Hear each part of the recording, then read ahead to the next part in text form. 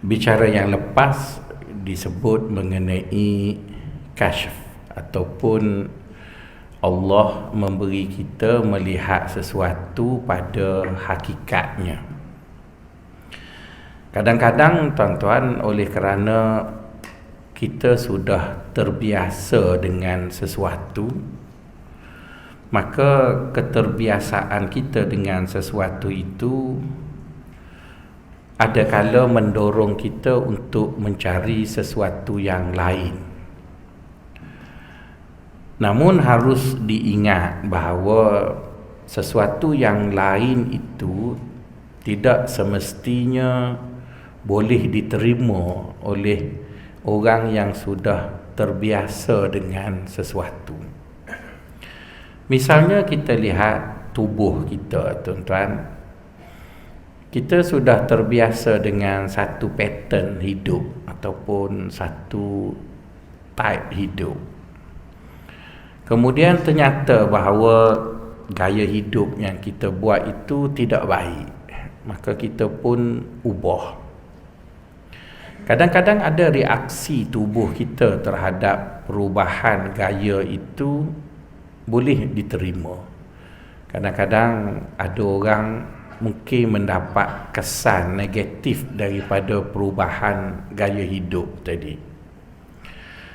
Jadi begitulah juga dengan al-kashfu, ya, di mana dalam bicara yang lepas Tuan Syekh menyebut la ra'aita, jika kamu telah diperlihatkan, iaitu Allah sudah buka pada kamu sesuatu yang terselindung daripada alam ini untuk kamu lihat benda tadi dalam wajah yang sebenar. Jadi tuan-tuan, bila seseorang itu telah diberi kasyaf dan dia dapat melihat sesuatu perkara yang ada di dunia ini pada rupa yang sebenar, maka pastinya lah orang tadi akan mendapat reaksi yang baik. Namun reaksi itu tidak berlaku pada semua orang. Dia berlaku pada sebilangan orang.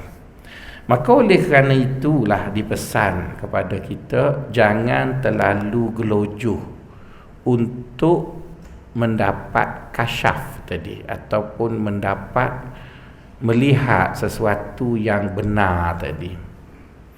Macam kita tengok seorang anak menjadi anak angkat pada sebuah keluarga kaya. Jadi bila dia jadi anak angkat dari sebuah keluarga yang kaya, maka dia sudah terbiasa hidup senang. Sedangkan dia bukan dari keluarga itu. Jadi bila dia sudah dewasa, dia pun kerap tengok cerita Tamil, di mana dalam cerita Tamil itu heroin mengetahui cerita sebenar, lepas tu heroin pula jatuh hati dengan lelaki lebih kaya dari keluarga angkat. Tengok-tengok lelaki lebih kaya dari keluarga angkat itu ialah adik dia yang bla bla begitulah. Jadi kadang-kadang ada orang dia ingat cerita Tamil tu reality ataupun drama Melayu TV3 yang pukul 7 sampai pukul 9 malam tu. Maka dipengaruhi oleh cerita Tamil ataupun cerita drama Melayu tu, maka dia mula sangsi dan dia bertanya kepada mak dia, kononnya nak dapat kepastian dia ni anak siapa, kan? Jadi mak dia nak beritahu ataupun ayahnya nak beritahu kau anak siapa, tapi rasanya bukan masanya lagi, sebab kamu akan ambil SPM 2 minggu lagi. Jadi bukan masanya untuk bercakap kau anak siapa dan sebagainya. Tapi ada kala manusia tolol, dia nak juga. Last sekali bila dapat tahu, dia ingat senang ke penduduk kampung tu duduk, ataupun dia ingat dia tak terganggu emosi, akhirnya semuanya hilang. Jadi samalah juga tuan-tuan, apabila kita bercakap mengenai hakikat, sudah pasti tuan-tuan, bila Allah menjadikan pada kita kelaziman, maka kelaziman itu adalah kehendak Allah. Misalnya Allah tak bagi kita nampak malaikat, bukan kerana tak cukup bajet nak kuatkan mata kita ke, bukan. Ada sebab yang Allah tak bagi kita nampak. Bukan tak beri dengan makna dia tak nak beri, tapi ada suatu hikmah yang tertentu kenapa malaikat itu tidak kelihatan oleh mata kita. Allah tak bagi kita tengok jin, adalah sebab tertentu dan sebagainya. Allah tak bagi kita tahu tentang qada dan qadar. Semua benda itu, tuan-tuan, adalah perkara-perkara yang sudah ditentukan oleh Allah untuk kita tidak tahu. Jadi kadang-kadang kehendak manusia ini, tuan-tuan, dia begitu kuat dan dia terlupa risiko tentang kehendak dia tadi. Jadi ada yang bersungguh-sungguh melengkapkan diri dia, mempersiapkan dirinya untuk mengetahui akan hakikat tadi. Dan bila Allah Ta'ala buka yang dipanggil kasyaf tadi, Allah buka hakikat tadi kepada dia, dan dia dapat melihat sesuatu itu pada hakikatnya, maka dia boleh menerima dengan baik. Tapi ada sebahagiannya terkejut dan memberi reaksi yang tidak baik. Jadi bicara yang lepas menyebut mengenai reaksi yang baik yang diterima oleh seorang hamba Allah yang sudah bersedia untuk diperlihatkan kepadanya hakikat sesuatu, maka orang tadi segera dapat membawa dirinya untuk melihat akhirat lebih dekat daripada dunia. Itu kesimpulan yang lepas. Masuk pada hari ini pula. Bicara lepas tu cerita tentang sampai. Sampailah. Jadi maksudnya bila orang tadi dah tengok akhirat ataupun hakikat kepada dunia yang sebenar, jadi dia lebih mudah nak pergi ke akhirat berbanding dia sayang duduk di dunia ni lah. Tolong minta alihkan kereta. Kereta WYX 181 minta alihkan. Okey tuan-tuan, pada pagi ni Tuan Syekh bercakap mengenai seseorang tadi, dia dapat melihat sesuatu pada hakikatnya, dan akhirnya yang dia tengok pada rupa sebelum dia lihat hakikat itu sebenarnya adalah suatu kepalsuan. Okey tuan-tuan, terlebih dahulu sebelum kita sebut palsu ataupun sebelum kita lebih jauh mengulas tentang hakikat dan palsu, oleh kerana dua perkataan itu adalah satu istilah, maka istilah itu perlu diselesaikan dulu. Ada kala tuan-tuan, satu perkataan digunakan bagi mengulas satu perkara, dan bila perkataan itu digunakan pada tempat lain, maknanya lain pula. Jadi dia tidak ada satu perkataan yang boleh digunakan untuk semua benda pada satu makna. Misalnya kita sebut perkataan kasyaf. Al-kashfu itu kalau bicara dalam tasawuf bermaksud orang itu mendapat satu anugerah Allah yang memungkinkannya melihat sesuatu yang lazimnya tidak dapat dilihat oleh orang lain. Itu kasyaf. Tapi kalau bab fiqh dia jadi tak baik, dipanggil kashful aurah, buka aurat pula tuan-tuan. Jadi yang tu lainlah pula. Jadi janganlah puan-puan kata, kenapa orang tasawuf suka kasyaf, tapi ustaz mengajar fiqh kata haram kasyaf. Iyalah, kasyaf dalam fiqh maksudnya keluar rumah tak tutup aurat, memanglah haram. Tapi kasyaf dalam tasawuf bermaksud satu pemberian Allah kepada seseorang untuk orang tadi melihat sesuatu pada perkara yang sebenar. Okey tuan-tuan, Allah Subhanahu wa Ta'ala yang kita sembah, yang maha bijaksana, maha berkuasa, maha segala-gala tadi tuan-tuan, Dia yang buat semua benda. Wallahu khalaqa kulla syai. Dia yang buat semua benda. Jadi bila Allah Subhanahu wa taala buat semua benda, dia ada menyatakan kepada kita bahawa apa saja pun yang dia buat tertakluk kepada benda tadi ada dua dimensi.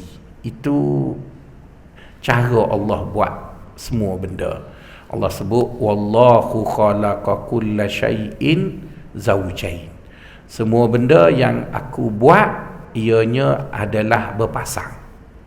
Walaupun perkara itu kelihatan satu, tapi kita sebagai orang yang menjadi hamba Allah, dalam satu itu ada dua. Tapi bagi Allah semua benda adalah satu. Itu bezalah. Jadi bila kita bercakap tentang satu objek, objek itu kita simbolkan dia dengan X. Bagi Allah X itu satu. Bagi kita X itu dua. Jadi tuan-tuan tanya, kenapa Allah satu, kita dua? Sebabnya Allah tidak menerima apa-apa kesan dari X. Dia tak ada apa-apa kesan dan dia tidak terkesan pun dari X tadi. Manakala kita pula, apabila kita berhubung dengan X, maka X tadi memberi kesan yang berbeza. Maka pada X itu ada dua dimensi. Tak kiralah apa-apa benda pun mesti ada dimensi. Misalnya kalau kita sebut harta, Allah Ta'ala tak pernah sebut harta tu baik, tapi Allah Ta'ala sebut harta itu fitnah. Kenapa dia sebut fitnah? Kerana harta itu ada dua dimensi. Dia boleh jadikan kita baik, dia juga boleh jadikan kita jahat. Maka disebut fitnah. Keluarga, dia tak sebut keluarga itu baik, dia sebut keluarga itu juga fitnah. Maka dalam Quran disebut innama amwalukum wa auladukum fitnah. Sesungguhnya harta kamu dan juga anak isteri kamu adalah fitnah. Begitu jugalah dengan semua benda. Jadi tuan-tuan, berpegang kepada konsep tersebut, maka X tadi, apa-apa benda yang ada di dunia ini, kita kata dia ada dua dimensi. Jadi dua dimensi itu pula tuan-tuan, dia boleh dilihat dari pelbagai dimensi. Wah, banyaknya tuan-tuan. Macam tuan-tuan tengok sebiji berlian. Berlian tu dia ada apa panggil lekuk-lekuknya tadi yang menjadikan kita tengok banyak dimensi macam tu. Jadi benda yang ada di dunia ini ciptaan Allah pun banyak dimensi. Sekarang mari kita tengok dimensi fizikalnya tadi. Dimensi fizikal ataupun dimensi kewujudannya. Jadi oleh kerana Allah mengatakan kami mencipta setiap perkara berpasang, maka apa saja yang Allah Ta'ala cipta, kita kena ingat dia ada rupa zahir, dia ada rupa batin. Jadi tidak ada satu benda yang Allah cipta ada rupa batin sahaja, tak ada zahir, atau sebaliknya ada rupa zahir, tak ada rupa batin. Semuanya ada rupa zahir dan ada rupa batin. Dan penciptaan Allah terhadap benda tadi, dia tidaklah cipta zahir dulu baru dia buat batin, ataupun dia buat batin dulu baru dia buat zahir. Jadi orang tasawuf faham sangat bahawa setiap benda yang ada di dunia ini ada rupa zahir, ada rupa batin. Jadi tuan-tuan, benda yang Allah Ta'ala cipta yang ada rupa zahir dan rupa batin tadi, bertemulah dengan seorang individu manusia. Kan X tadi berjumpalah dengan individu manusia. Individu manusia yang berjumpa dengan X tadi, sama ada dia terjumpa ataupun berjumpa itu tak penting. Yang penting seorang individu manusia sudah berada di depannya X tadi. Jadi individu manusia ni juga tuan-tuan, dia ada dua mata. Dia ada dua mata. Kalau kita kata manusia tadi ada satu mata, tak kenalah dengan kaedah ciptaan tu. Kullun khalaqna zaujain. Semua benda kami ciptanya dengan berpasang. Jadi bagi orang yang tidak belajar tasawuf, dia kata manusia tadi bila dia tengok X, dia tengok dengan satu mata. Jadi orang sufi kata silap lah tu. Manusia ada dua mata. Dia ada mata nafsu, dia ada mata hati. Dia ada mata zahir dan dia ada mata hati. Di mana mata zahirnya disebut basar, mata hatinya disebut basirah. Jadi manusia tadi dia jumpa je dengan apa pun X tadilah, apa jenis benda pada X itu tak kisahlah. Maka dia memandang benda itu dengan dua mata. Satu mata zahir, yang satu lagi mata hati. Jadi kata orang sufi, nanti kita akan jumpa dalam hikmah di depan nanti, mata zahir manusia sering dipengaruhi oleh nafsu, manakala mata hati pula adalah pandangan yang berasaskan iman.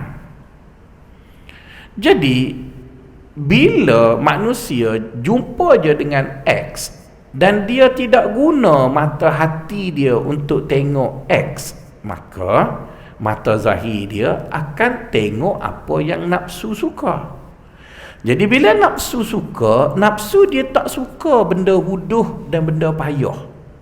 Dia suka benda cantik dan menyeronokkan. Itu ciri yang ada pada nafsu bila dia nak tengok. Nafsu dia tak nak tengok benda huduh. Nafsu dia tak nak tengok benda tak sedap. Dia nak tengok hak comel, hak huduh. Jadi Allah pula bila dia cipta satu-satu makhluk, Allah pula cara cipta, Allah buat rupa luar itu cantik, rupa dalam itu yang sebenar. Allah buat macam tu. Allah ni bila dia cipta apa-apa, rupa luar itu lazimnya cantik, rupa dalam itulah yang sebenarnya. Jadi manusia pun sama juga. Bila dia buat satu benda, rupa luar tu cantik, rupa dalam tu yang buruk tu. Misalnya tuan-tuan beli kereta, rupa luar kereta cantik tuan-tuan, cuba tengok rupa dalam yang dekat enjin tu tuan-tuan, minyak penuh, semua rupa dalam tak cantik belaka. Tapi kereta tu mahal macam mana pun, kalau enjin rosak langsung tak ada nilai. Yang utuh itulah yang paling bernilai pada sebuah kereta tu. Bukan yang luar tu. Tapi kerana nafsu manusia, dia suka tengok yang cantik, maka dia tengok yang luar aja. Jadi sebab itu kalau kita pergi showroom dengan isteri kita akan beli kereta cantik. Kita akan beli kereta mampu bayar. Sebab yang bayar tu hakikatnya. Dia tak nampak yang tu. Dia nampak comel, ada kelas hanya tu yang dia tengok tu. Jadi yang kena bayar ni bayar berapa dan sebagainya lah. Jadi tuan-tuan, yang terselindung tu sebenarnya, yang tu hak sebenarnya. Yang kat luar tu ropu-ropu tu palsu tu. Jadi oleh kerana sudah menjadi suatu ciptaan ataupun sistemnya, manusia yang tengok sesuatu tu dia ada dua mata. Ada dua mata. Jadi tengoklah siapa yang menguasai mata satu dan mata dua. Jadi lazimnya yang menguasai mata satu adalah nafsu, manakala yang menguasai mata dua adalah iman. Jadi bila manusia nak tengok sesuatu, nafsu tadi dia tahu kalau iman tengok juga, payah. Jadi dia kena buat sesuatu supaya iman tak berfungsi masa jumpa dengan X. Iman tak berfungsi. Mata tu ada, semua kita ada mata hati tu. Janganlah tanya ustaz duk mana, itu jawapan dalam tutorial lah. Tapi maksudnya semua kita ada. Jadi oleh kerana kita semua ada, kita bertemu dengan X, maka X tadi dicipta zahirnya cantik, batin dia itulah, ataupun yang tak nampak itulah yang sebenarnya. Jadi orang sufi kata mata zahir yang dikuasai oleh nafsu tadi suka tengok yang zahir, manakala mata hati yang dikuasai oleh iman suka tengok yang terselindung tadi daripada X tadi. Jadi tuan-tuan, kerana nafsu ini terlalu dominan dalam diri kita, maka kadang-kadang kita tak pernah guna pun mata hati. Kita tak pernah guna pun. Semua benda kita nilai dengan mata zahir, mata zahir, mata zahir, mata zahir. Jadi bila kita semua benda kita menilai dengan mata zahir, maka pengukuran kewujudan pun berasaskan kepada pengukuran mata zahir lah. Sebab kita tak guna pun yang ini, kita guna pengukuran mata zahir. Jadi apabila kita ukur sesuatu benda iaitu X tadi dengan melihat pada zahirnya, dan kita memberi hakikat kewujudannya berasaskan zahir, maka akhirnya orang sufi kata hakikat yang mata zahir kata hakikat itu adalah palsu. Bila dia palsu? Apabila mata batin telah berjaya melihat rupa sebenar di sebalik hakikat palsu yang dibina oleh mata zahir tadi. Saya tahu tuan-tuan tak faham. Saya bagi contoh tuan-tuan faham. Dia bila tuan-tuan tengok gitu tu maksudnya tak faham lah tu. Mudah je tuan-tuan, jangan risau. Selagi saya ada boleh faham lah tuan-tuan. Boleh faham.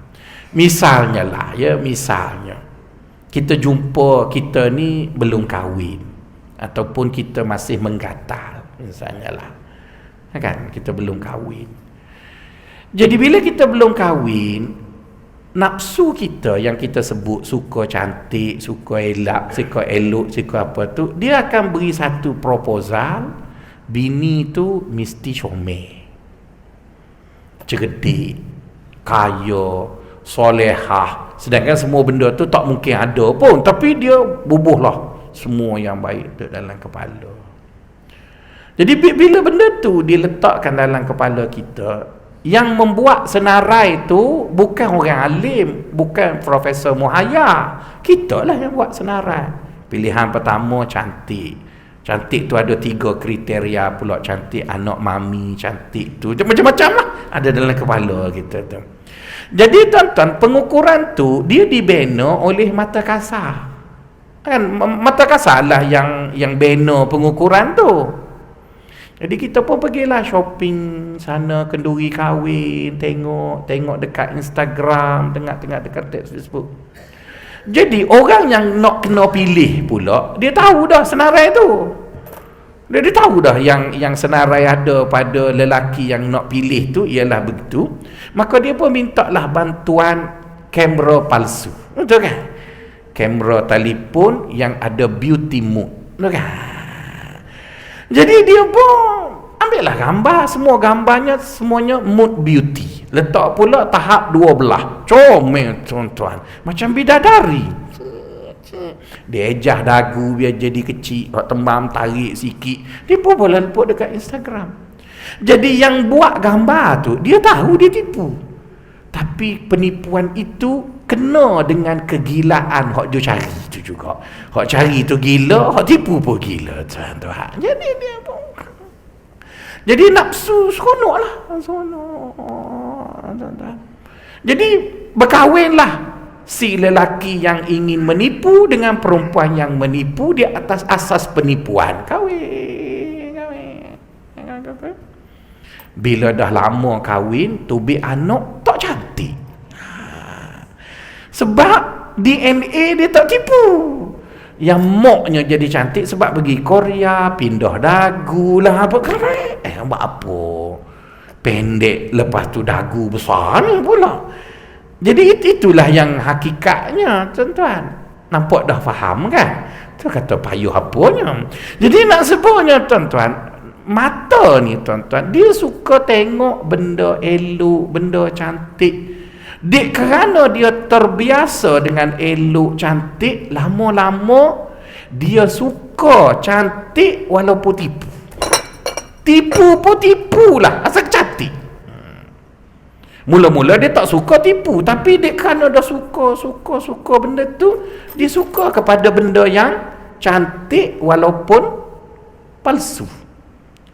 Jadi orang sufi kata kesian dengan manusia yang ditipu tu. Bila tuan-tuan belajar tasawuf, orang tasawuf kata kita jangan tengok yang cantik tapi palsu, tapi kita tengok yang sebenar walaupun tak cantik tapi dia sebenar.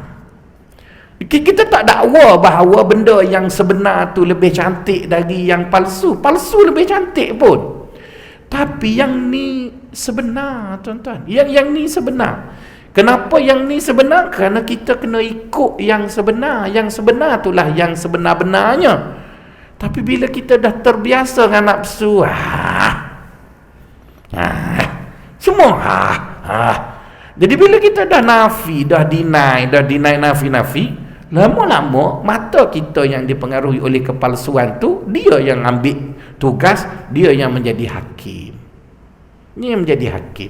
Contohnya tuan-tuan, kalaulah saya yang hitam tak handsome ni masuk dalam lift, kemudian ada seorang gadis yang cantik pakai miniskirt duduk dalam lift juga. Lift tu nak pergi tingkat 14, lamalah sikit masuk lift. Tuan-tuan masuklah di tingkat 6. Saya masuk dengan perempuan cantik tadi di tingkat 1 lagi. Tuan-tuan masuk tingkat 6. Masa sampai tingkat 4, perempuan cantik tu kentut. Dia kentut. Jadi kentut tu tak larilah, anginnya duduk dalam tu lah. Saya dah nak pitam lah. Tuan masuk. Bila tuan masuk, tuan akan kata siapa kentut?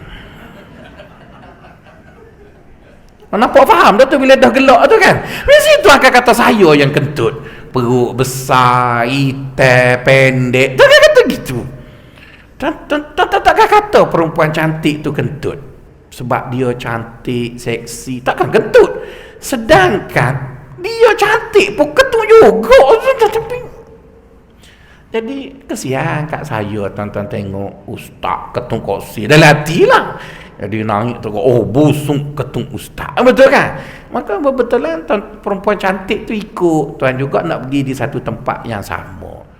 Lepas tu betulan pula tuan yang akan temu duga perempuan seksi tu. Dia duduk dekat tuan-tuan, dia terketuk sekali lagi.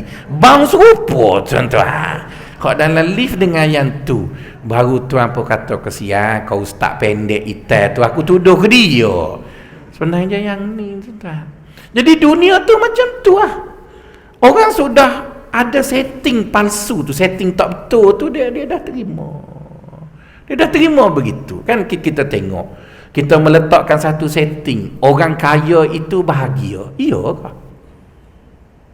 Betul ke orang kaya tu bahagia? Saya tak rasa gitu, tapi saya menerima kenyataan itu masa saya tak ada duit dulu. Bila kita dah ada duit juga, lepas tu kita berkawan dengan orang kaya-kaya, kita tengok dia punya hidup lebih teruk dari kita. Jadi, tapi kepalsuan itu ramai je orang percaya belakang. Jadi kita dah tak percaya sebab kita dah tengok sebenar tu. Kita dah tengok yang sebenar tu. Jadi tuan-tuan, sebab itu hidup ni penuh dengan kepalsuan, di mana orang yang tahu itu palsu rela dia dipalsukan. Maka sebab itu tuan-tuan, agama kita kan dia marah sangat dengan menipu. Sebab menipu ni bila dah kena dengan menipu, yang kena tipu pun seronok kena tipu, yang menipu akan terus menipu. Akhirnya kita hidup dalam golongan semua penipu. Tuan-tuan, cuba cakap kat saya, siapa yang tak terpalik dengan penipuan? Advertising, iklan tu menipu lah tuan-tuan. Tapi tuan-tuan tak pernah kita dengar orang iklan syarikat iklan di Saman tipu. Tak percaya, cuba tuan-tuan tengok burger yang keluar kat TV tu kan, dagingnya empuk. Kita nak beli, tapi bila kita pergi kedai tak ada macam tu tuan-tuan. Dia bubur salak tu sekeping tepi ya, tengah tak ada tuan-tuan. Tapi tuan-tuan sepok aja nipu tu. Tuan-tuan tahu dia tipu. Tuan-tuan minum Milo, betul kan? Dia tulis, siapa minum Milo gagah, saya kerak minum Milo kecil mani. Enggak ada apa ya. Jadi tipu ya. Tipu sana, tipu sini. Cuba tuan-tuan tengok iklan ubat gigi. Tuan-tuan tengok iklan ubat gigi. Bila dia suruh kita bubuh ubat gigi tu, dia suruh kita bubuh penuh beruh gigi tu. Itu tipu je, dia suruh cepat habis je. Cuba tanya doktor gigi, bubuh macam tu, repuk gigi tu, dia sebut sikit je. Jadi ramai orang ikut tu, kaya lah dia, lepas beli. Tipu ya belakang tuan-tuan. Sebab itulah orang politik dia tak akan berhenti menipu, kerana menipu itulah dia boleh duduk di sana dan dia tahu rakyat pun suka ditipu. Dia menipu. Jadi oleh kerana itu tuan-tuan, orang sufi kata itulah pandangan zahir. Kan orang pandang dengan mata zahir, dia nampak benda itulah. Tapi bagi orang yang melihat dengan mata zahir, dia kata itulah realitinya ataupun hakikatnya. Orang sufi kata tak. Hakikatnya bukan benda itu. Hakikatnya ada di sebalik. Hakikatnya ada di sebalik. Jadi kata dia, apabila Allah beri pada kita kekuatan mata hati, di mana bila kita melihat sesuatu, kita dapat melihat rupa zahir menggunakan pandangan mata zahir, dan melihat rupa batin menggunakan pandangan mata hati. Kan itu sebenarnya, maka pada ketika itu kita tak akan ambil kisah lagi dengan pandangan zahir. Kenapa kita tak akan ambil kisah? Kerana zahir tak boleh nak buat apa apabila bertembung dengan batin. Jadi itu yang disebut oleh Tuan Syekh pada pagi ini, kata dia sesuatu benda yang bersifat maujud, iaitu ada. Satu benda yang bersifat maujud, iaitu ada. Jika kita melihat suatu benda yang ada itu pada rupa zahir, maka kita akan merasakan adanya sesuatu dalam rupa zahir itulah segala-galanya.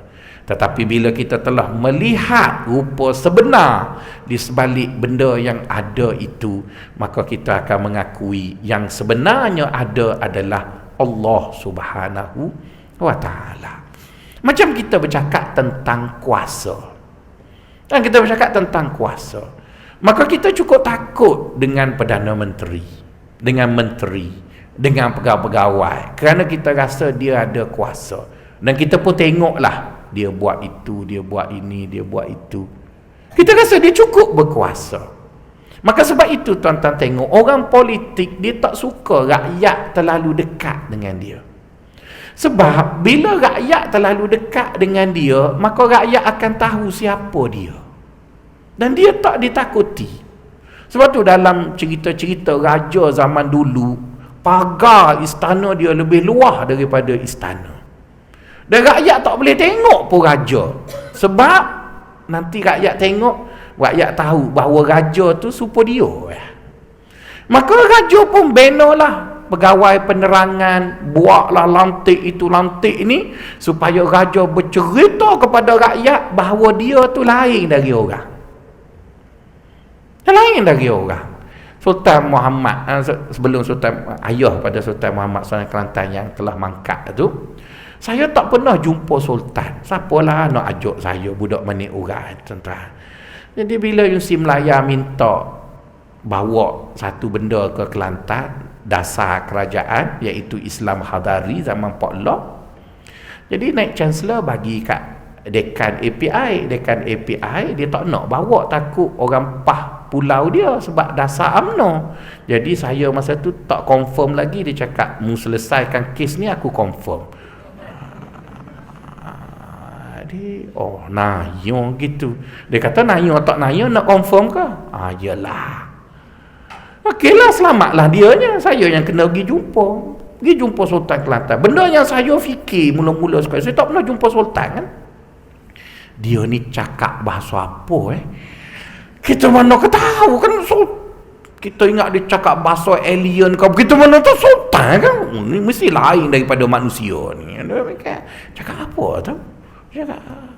Jadi tuan-tuan, masuk tu berpeluh. Sebab Sultan lah ke mana tahu. Tapi bila dah jumpa dengan dia, ustaz, ada gapo? Kecek Kelantan ke? Kecek Jerman. Jadi bermaksud tuan-tuan, kita dipalsukan. Gitu pun. Jumpa biasa je lah. Hak payahnya datuk-datuk luar ni, Purbakala, Sangsaka Kala, hak tu hak payah. Tuan Sultan tak ada apa. Jadi kita disuruh gitu. Aku tak ada apa. Jadi perangai manusia gitu. Jadi sebab itulah orang politik sendiri pun macam-macam halangan nak sampai kat dia tu. Nak suruh rakyat faham bahawa dia tu ada segala-galanya. Jadi kita pun duk ingat gitulah. Sebenarnya orang politik tu penaku hapas, balik rumahnya pula telinga ke bini je. Tapi orang tak tahulah sebab rumah dia besar. Cuba dia duduk rumah flat. Nah, ya tuan-tuan. Jadi bermaksud tak ada apa pun. Tak ada apa pun. Dulu tuan-tuan bila kita jumpa orang besar-besar, nak tengok dia pun takut. Tapi sekarang bila kita berkawan dengan orang Tan Sri ke apa benda, kita tengok kawan-kawan yang classmate dengan dia tak panggil pun Tan Sri ke, dia nama Yusuf. Yusuf, mari sini ya. Acu ambil air kat aku. Kita pun Tan Sri kena ambil air ke Tuan Haji. Kena kau yang tu senior dia dekat MCKK. Jadi bermaksud tuan-tuan, hidup ni tak ada apa pun. Orang yang sengaja bina supaya kita takut. Jadi orang sufi kata, apapun posisi orang tu yang ada di dunia, rupa zahirnya menjadikan kita takut. Sehingga kita terlupa Allah itu maha berkuasa. Kita terlupa. Kita rasa dia maha berkuasa. Maka kita pun ikutlah cakap dia. Walaupun kita terpaksa engkar perintah Allah, kita buatlah apa yang dia nak walaupun bercanggah dengan Allah suruh. Sebab apa? Sebab kita duk rasa dia yang berkuasa. Jadi kata orang sufi, itulah pandangan mata zahir tu. Tapi bila sekali kita telah dibuka oleh Allah mengenai pandangan yang sebenar terhadap orang tu, tak ada apalah tuan-tuan. Tuan-tuan, kalau tuan-tuan tengok ya cerita Nabi Musa, tuan-tuan perhatilah dalam Quran pasal Nabi Musa jumpa Fir'aun. Nabi Musa jumpa Fir'aun ni tuan-tuan, dia beri satu petunjuk macam mana kita rakyat ni nak minta projek dengan orang politik. Kalau tuan-tuan tak tahu, tuan-tuan belajar dengan Nabi Musa. Nabi Musa ni tuan-tuan, dia campur tongkat dia jadi ular ni 4 kali ya. Pertama, mula-mula dia jumpa Allah, itulah dekat Wadi Tua tu. Yang tu pertama. Yang kedua, dia campak depan Fir'aun. Yang ketiga, dia campak dekat depan ahli kabinet Fir'aun. Yang keempat, dia campak masa dengan tukang sihir. Habislah 4 kali je lah cerita. Tapi kalau cerita Nabi Musa jumpa Fir'aun, ada 5 kali Nabi Musa jumpa Fir'aun. Nabi Musa ni kan kita semua tahu, dia tahulah bentuk istana Fir'aun tu sebab dia besar situ. Cuma Fir'aun yang memerintah masa dia jadi anak angkat, Fir'aun lain. Masa dia jadi Nabi, Fir'aun lain. Dua pemerintah yang berbeza, tapi duduk di istana yang sama. Jadi bila Allah Subhanahu taala lantik Musa pergi berdakwah pada Fir'aun, izhab ila fir'auna innahu tagha, wahai Musa, mu pergi jumpa Fir'aun kerana dia sudah melampau. Jadi jika Musa tengok Fir'aun tu dengan mata zahir, mestilah dia takut. Raja penuh kuasa kebesaran, zalim lagi, bunuh orang, mestilah dia takut. Jadi kalau Musa tengok Fir'aun pada mata zahir, samalah kita semua pun nampak gitulah. Jadi Musa nak kata apa? Mestilah Musa akan takut dengan Fir'aun. Tapi Allah SWT beritahu dekat Musa tadi, Fir'aun tu manusia ya. Itu manusia aja. Apa yang ada pada semua manusia lain adalah dengan Fir'aun tu. Maka Musa nak buat macam mana? Musa pintai-intai, dia pergi cari masa Firaun buka baju duk mandi. Buka baju. Orang ni bila dah buka baju tu, dia balik asal lah, tak ada apa. Dan dia mandi mandi sauna tu kan. Musa menyelinap masuk, sama-sama duduk situ, tak ada baju juga, duduk dua-dua. Jadi bila duduk dua-dua, apa beza? Yang beza ni baju, tuan-tuan. Misalnya saya dengan tuan-tuan yang pakai Audi ke kereta besar, cuba kita bogel belakang duduk, tak ada beza pun dah. Tapi bila seorang tu duduk dengan Audi pakai, lain lah. Lain tu sebab benda tu, bukan sebab orang tu. Jadi bila Musa jumpa Firaun pada keadaannya yang asal, hakikat lah tu kan, Musa pun berada pada keadaannya yang asal dengan Firaun. Firaun boleh sembang elok je dengan Musa. Musa kata, Tuhan aku Allah. Firaun tanya, Allah Tuhanmu tu siapa? Maka Musa sebut, aku buat langit. Molek je bercakap, tak ada apa. Sebab ego dia dengan kuasanya tu tak ada. Dia cakap biasa je. Dia cakap biasa, boleh berbincang. Tapi bila esoknya Firaun suruh Musa pergi, masa tu Firaun di kirinya ketua turus tentera, panglim. Lain lah pula tuan-tuan, dia berasa. Sebab itu.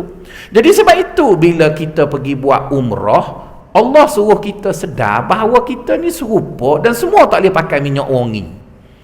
Kan? Sebab tu siapa yang buat haji ifrat nanya tuan-tuan. Kan semuanya bulu ketiak tak boleh cabut, minyak wangi tak boleh pakai. Awak Tan Sri ke awak Tun ke duduk dengan tuan haji ataupun petani di Tanjung Piai itu sama hangit ketiak belakang tuan-tuan. Lebih. Sekarang yang kita rasa lebih tu sebab ada duduk di Putrajaya, betul kan? Ada duduk di USG, ada duduk di Kuang, ada duduk di Manik Urai. Apa rasa lah? Cuba ketiak hangit pakai kain putih belakang. Nak kata apa? Jadi sebab itu tuan-tuan, Allah Subhanahu Wa Taala nak beritahu kat kita, aku buat satu benda tu ada rupa zahir dan ada rupa batin. Jadi bila kamu mengaji tasawuf, kamu jangan fokus sangat pada rupa zahir itu. Kamu tengoklah pada suatu benda yang ada di sebalik rupa zahir yang dinamakan hakikah ataupun hakikat tadi. Jadi bila kamu sudah melihat hakikat, kamu akan nampak hakikat kepada segala hakikat adalah Allah Subhanahu Wa Taala. Jadi bila kita dapat mengetahui bahawa hakikat kepada semua hakikat yang ada itu adalah Allah, maka kita pun menganggaplah bahawa semua rupa zahir yang ada di depan kita itu adalah apa yang disebut seperti bayang-bayang, apa yang disebut seperti fata morgana, benda yang ada tetapi bukan sebenar, bukan sebenar. Maka sebab itulah tuan-tuan, bila kita nak buat kerja agama, kita jangan takut jumpa orang yang berkuasa ataupun orang politik. Jangan takut kat dia. Sebab bila kita pergi dekat dia, dia sebenarnya makin takut. Mula-mula kita duduk jauh dengan dia tu, dia tunjuklah kuasa dia. Tak boleh itu, tak boleh kamu kena. Kita pergi juga. Kita last kali sampai dekat tu, dia tahulah sebab dia manusia, kita pun manusia. Jadi itu yang kadang-kadang silap jemaah Islam. Bila dia jumpa je dengan orang berkuasa, dia duk bacalah hadis Nabi, berkata dengan kata-kata yang benar di depan pemerintah yang zalim. Nak balah manjang. Cuma pergi. Tak percaya tanya Tuan Nazir kita lah. Bukan senang nak minta peruntukan, tapi dia pergi semua, lama-lama dapat. Pergi je lah, pergi. Dia Sultan ke, dia Cina ke, dia India, cuba pergi. Dia tak boleh lari, dia tu manusia. Dia tak boleh lari, dia manusia. Jadi bila dia tak boleh lari, dia manusia, mula-mula dia benalah cover sana, cover sini dan sebagainya lah. Macam kita dengan bini kita lah. Saya tak tahu tuan-tuan, sebenarnya kita lebih takut daripada bini kita tu. Tapi supaya dia takut kat kita pun simpan misai, cara berdengkur. Gitu. Sebenarnya tak ada gitu pun, buat-buat dengkur supaya Allah singa tidur ni. Padahal tak ada apa pun. Bini kita pun takut, kita pun senang urus sebab dia takut.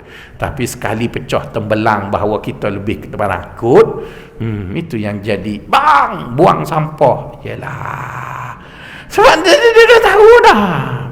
Jadi nak sebutnya tuan-tuan, saya ada seorang, tak boleh sebutlah nama orang tu, ada gelar lah. Gelar yang jarang-jarang orang dapat. Datuk tu dah ramai dah. Orang kata campur bulu ayam kat masjid ni mesti jatuh atas kepala datuk sebab ramai sangat. Ni gelarnya tak ramai lagi. Jadi kita tengah sembang-sembang dengan dia tu, bohong-bohong sembang. Lepas tu bini dia datang kat belakang, dia terkejut tu macam pegawai cukai. Tonton. Bini dia kata, balik. Balik. Mesti di pejabat orang semua takut kat dia, betul kan? Tapi duk umum takut. Jadi nak sebutnya dekat pejabat tu dia banner pandangan zahir. Aku ni ada gelar, aku apa. Jadi orang takutlah. Tapi bini dia, apa aku kisah, I don't care who you are. Betul kan? Aku nikah dengan Yusof, walaupun mu Tan Sri, aku ingat Yusof. Aku tak ingat Tan Sri. Itu raja pergi. Aku nak Yusof, aku tak nak Tan Sri Yusof. Itu contoh ya, tak ada kena-mengena dengan orang Tan Sri Yusof. Maksudnya begitu. Jadi nak sebutnya tuan-tuan, orang sufi aja gitulah kita mengaji tasawuf ni. Bila kita belajar tasawuf, kita tengok satu benda, kerana mata zahir ada, tengoklah dulu. Bila kita dah tengok, kita jangan berhenti dengan mata zahir itu, tengoklah dengan mata batin. Jadi bila kita tengok dengan mata batin, kita akan nampak rupa sebenar benda tu. Kita tengok orang perempuan cantik, wah cantik. Lepas tu jangan berhenti sekat tu, kita pun tanya, nak ke? Hak ada dah pun tak guna mana, tak payahlah. Betul kan? Makin cantik makin tinggi liability. Lah sekali fikir, Assalamualaikum. Tu yang tak jadi menggatal tu, sebab tengok pada rupa sebenar. Ataupun tengok ada kat luar tu mungkin cantik kerana dia dah makan pamoganya, bakar apa benda. Kat rumah cantik lagi, cuma tak pakai lagi. Jadi tengok benda sebenar. Jadi sebab itu apabila kita melihat sesuatu pada rupa sebenar, kita tak akan terpukau dengan benda tu. Nak terpukau macam mana? Kita tengok dalam dan luar. Tapi bagi orang yang tengok luar, maka itu. Macam tuan-tuan, kita tengok keluar telefon baru iPhone 11. Betul kan? Kita dah ada iPhone 7. Kita tengok apa yang ada dekat iPhone 7 dengan iPhone 11 sama je, cuma mahal lagi. Jadi kita pun pergi loyak beli kamera 3 bubuh kat belakang. Jadi 11, betul kan? Tak payah tukar. Jadi bermaksud mudah je. Jadi sebab itu orang yang melihat sesuatu pada hakikatnya, orang yang tengok dengan mata kasar sering menggambarkan kita ni konservatif, kolok, payah nak maju, macam-macam lah dia kata kita. Tapi kita kata itu labeling yang engkau beri. Kamu tak dengar lagi kalau aku kata kamu lagi teruk. Sebab itu pun jangan duk kata kat aku. Biarlah kau kata kami konservatif, kami kolok, kami apa. Tapi selama kami hidup dengan dasar kami ni, kami stabil je. Kamu yang duk hidup dengan kena tipu tu, kamulah yang cari apa panggil jabatan insolvensi, menyebut ramai orang bankrupt. Itu mu tu. Itulah kamu lah tu. Tapi kami yang melihat sesuatu pada rupa yang benar, kami tak pernah bankrupt. Kami tidur jenera molek sebab kami tak ada hutang. Kami salah lah. Tak salah pun. Jadi sebab itu orang-orang yang nak tipu kita ni, dia sengaja mencipta level ataupun mencipta label tadi supaya label itu menjadikan kita takut nak duduk di situ tu. Menjadikan kita takut. Jadi bila kita rasa takut, akhirnya kita pun join lah ketololan mereka. Mereka pun raih lah ketololan kita. Sebab apa dia raih ketololan kita? Sebab dia boleh tipu kita. Tuan-tuan dulu kan masa muda kan nakal-nakal juga. Kenapa tua tak pergi lagi tempat nakal tu? Nipu ya. Habis kepitih, tak ada apa. Tu yang mari masjid duduk tu. Sebab yang ni hak betul ni. Kalau duduk masjid tu salah tuan-tuan. Tak marinya orang pencing tuan-tuan. Sebab ni yang betul. Tapi masa tuan-tuan muda dulu, tuan-tuan tak ingat tuan-tuan kata kau duduk masjid, apalah ustaz ngaji masjid lah apa, penuh mulut-mulut kutuk orang ngaji agama. Tapi bila tua, mari juga. Oh, marinya. Hanya betulnya. Tapi tak apalah, yang silap tu silap lah, nak kata macam mana. Tapi kita lihat orang kat luar tu, itulah dia tipu kita, dia tipu. Maka sebab itu kata Tuan Syekh, lau ra'aita haqiqata, kalau kita dapat melihat hakikat bagi satu-satu perkara, bagi X tadi, maka pada ketika itu kita akan ignore semua rupa zahir, kerana kita lebih mementingkan hakikat yang ada. Dan pada ketika itu sirnalah segala yang zahir, yang kekalnya adalah hakikat. Jadi hakikat yang sebenar dalam hidup ini adalah Allah lah. Yang lain itu dianggap bayangan. Kalau orang tu berkuasa, kuasa yang sebenar adalah Allah. Yang ada pada manusia adalah bayangan kuasa Allah.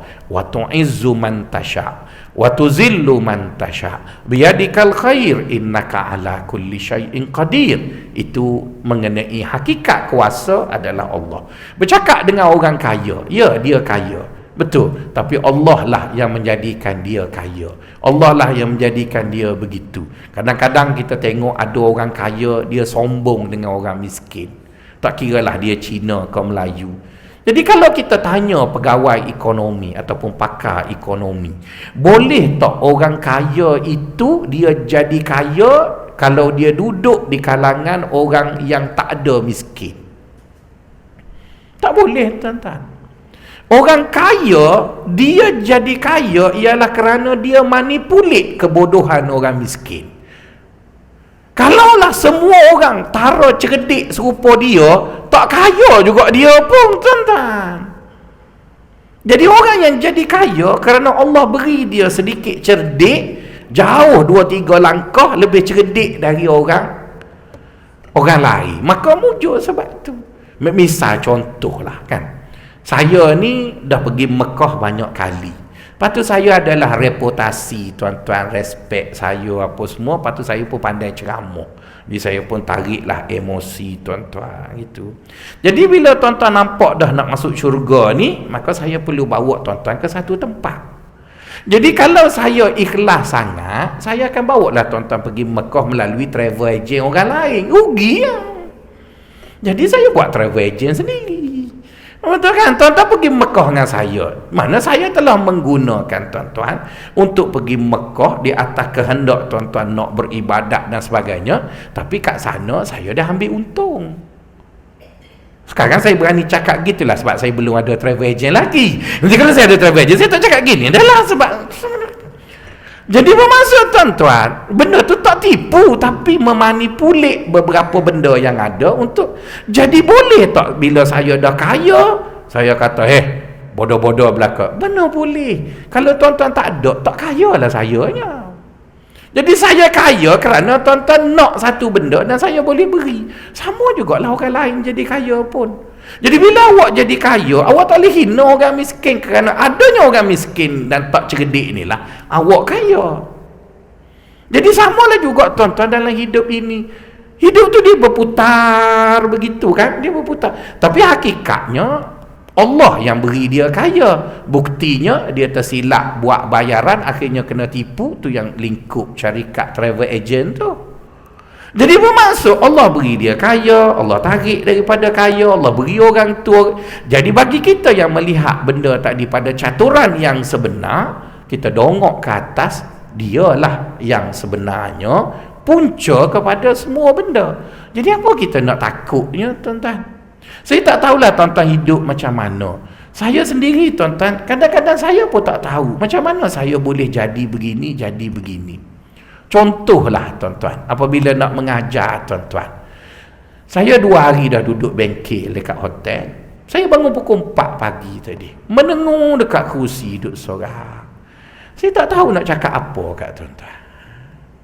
Lepas tu nak cakap apa ya? Kalau duduk kat rumah ada buku boleh baca. Sekarang duduk kat hotel dah 2 hari dah. Aku nak ajar apa? Teringat muka Haji Nuar, teringat muka apa panggil tuan pengurusi kita, teringat Allah, tengok Haji Jani duk tunggu kat tiang tu. Aku cakap apa ya?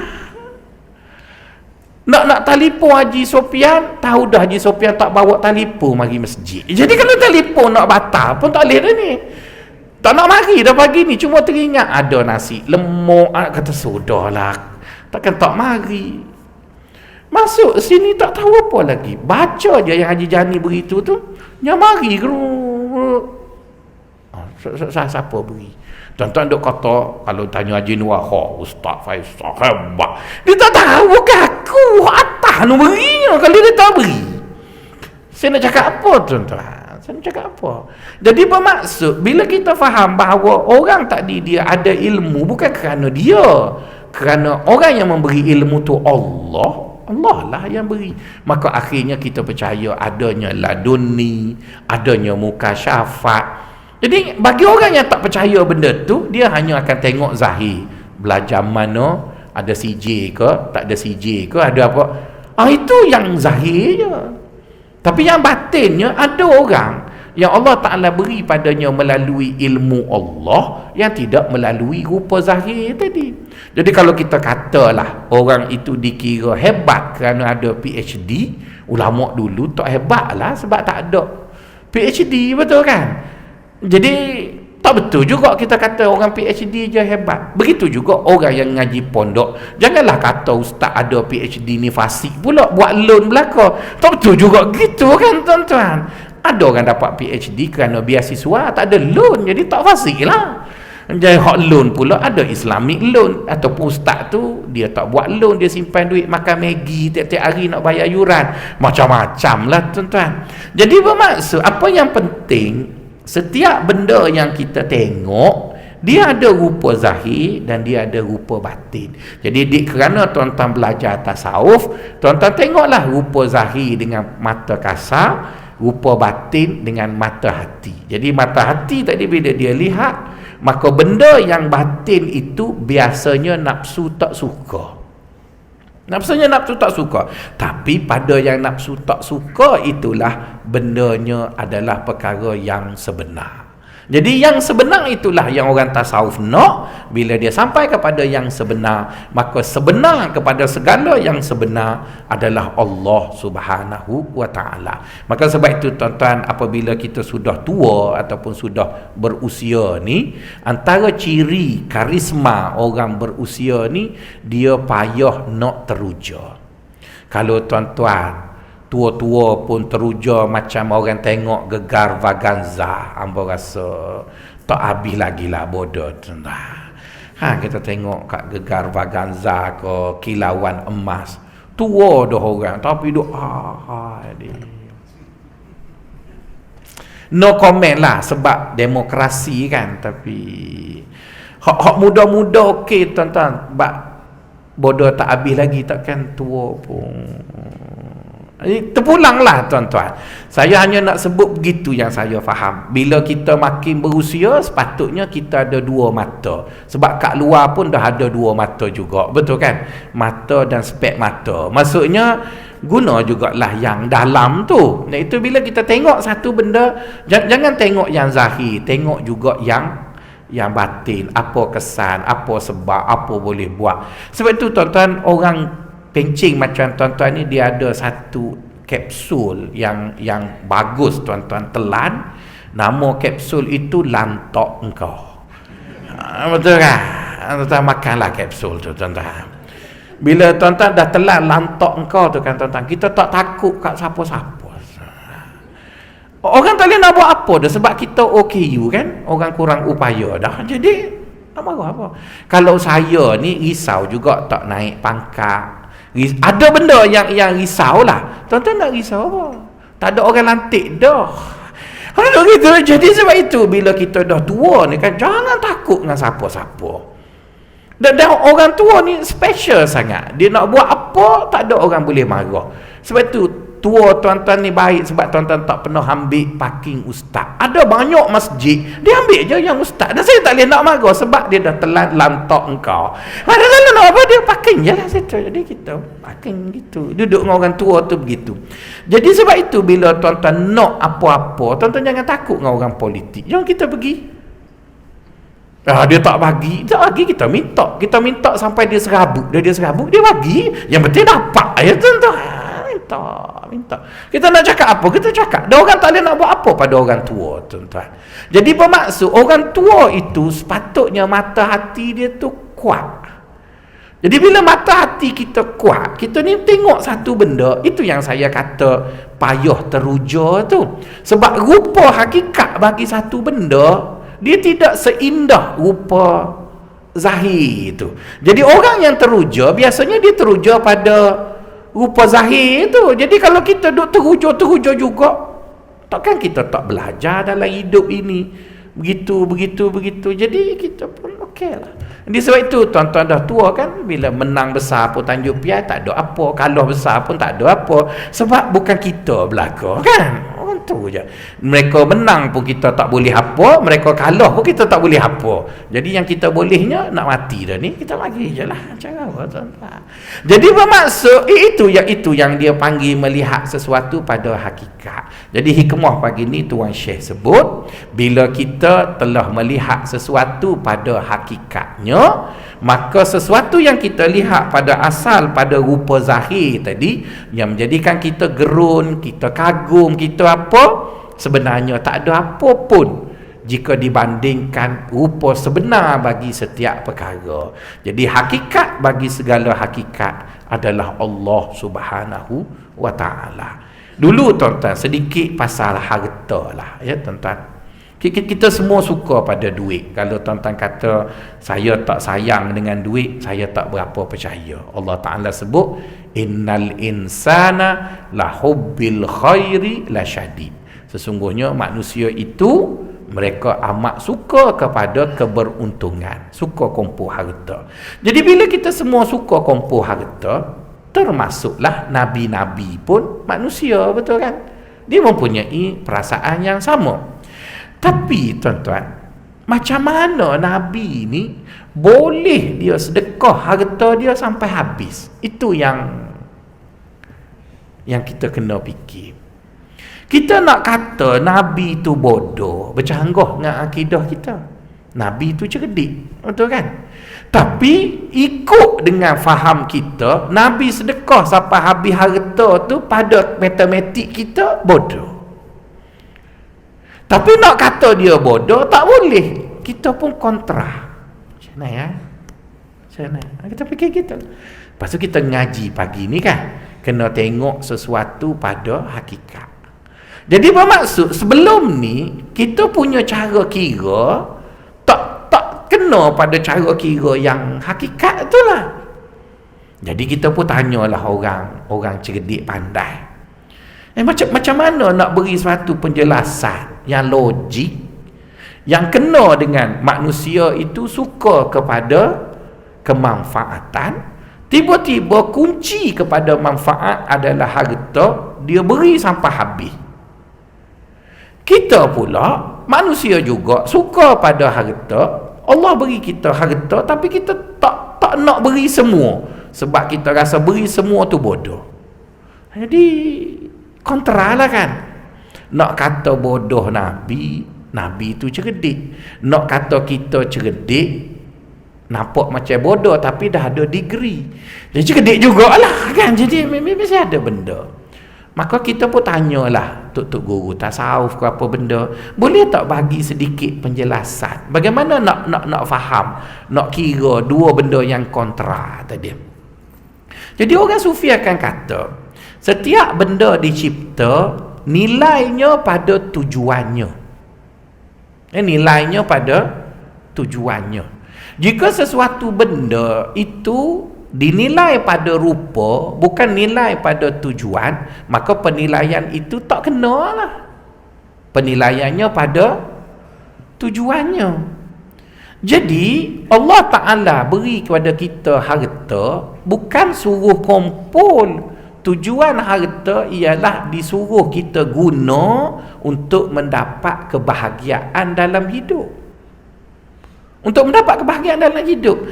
Jadi para nabi melihat jika mereka ada harta dan harta itu mereka guna untuk membawa kebahagiaan manusia sejagat, maka manusia yang mendapat manfaat dari hartanya akan memulangkan manfaat itu kepada dia, maka dia jauh lebih baik.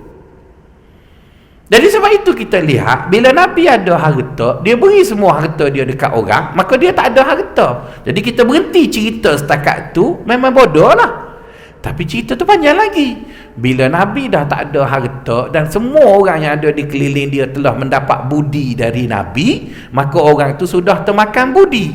Bila dah termakan budi, Nabi ajak dia jadi baik, maka mereka tak ada pilihan lain melainkan kena jadi baik. Bila mereka jadi baik, dengan sendiri mereka jaga orang yang buat dia baik itu. Tak mati jugalah dia. Dia untung lah. Dia tak rugi pun. Dan kita tak pernah jumpa orang yang suka beri duit kat orang, suka tolong orang ni apa. Saya tak tahu lah. Saya tak pernah jumpa, tuan-tuan. Tapi kita jumpa ramai orang suka simpan duit, duit dia tak ada nilai. Ada? Kena tipu. Jadi bermaksud agama tu dia tengok pada zahir macam tak boleh pakai lah. Tapi cuba pergi tengok jauh. Oh gitu. Okey. Bila kita tengok pula, maka ada orang cadang malam-malam ni kita kena main futsal, barulah cergas. Bla bla malam begini. Tapi kita tengok agama kata kami buat malam untuk rehat dan beribadat, buat siang untuk cari rezeki. Tapi beberapa orang yang kononnya dia pandai pada Tuhan, maka dia cadangkan penduduk bandar ni, kita main futsal waktu malam, siang kita kerja. Banyak peruntukan, habis tempat kat bandar buat futsal, tempat futsal. Mainlah, orang pun tinggal rehat, tinggal semayang. Lepas 5 tahun, kajian menyebut siapa main futsal malam mati awal. Bila masuk kempen futsal tu, orang masjid kolok lah. Jadi kita tak betul kita ni. Kita ikut agama ni tak betul. Sebab dia rasa dia betul. Dan nak buat macam mana? Advertising duduk dekat dia, peruntukan duduk dekat dia, dia bising lah. Tapi bila dah lepas benda tu berjalan, beberapa kajian dibuat oleh universiti dan juga institusi kesihatan, siapa yang tak tidur malam bermain futsal, umurnya pendek. Tu sekarang kelab futsal tak ada orang dah main. Sesalah kau Allah? Allah dah buat benda tu. Cantik lah. Kami dah jadikan malam itu tenang untuk kamu berehat, untuk kamu tak payahlah duk lawannya. Tapi dah manusia rasa gitu. Jadi dalam masa 5 tahun ketika advertising ataupun iklan duduk sebut futsal tu bagus, ramailah orang tertipu. Bila dah mati mengejut 5-6 orang, baru balik asal, baru nak mari masjid pula, tuan-tuan. Nanti ada yang lain pula. Jadi bermaksud tuan-tuan, cerita tu kitarannya sama je. Jadi oleh kerana itulah orang sufi kata cukup-cukuplah melihat kepada kitaran yang sama tu, kita pun buat kesimpulan. Setiap benda ada rupa zahir dan ada rupa batin. Lihatlah pada kedua-duanya tadi dan berpeganglah kepada hakikat, iaitu rupa batin, kerana hakikat itu sering berada dengan Allah Subhanahu wa taala. Itu summarize kepada perbincangan tadi. Wassalamualaikum warahmatullahi wabarakatuh.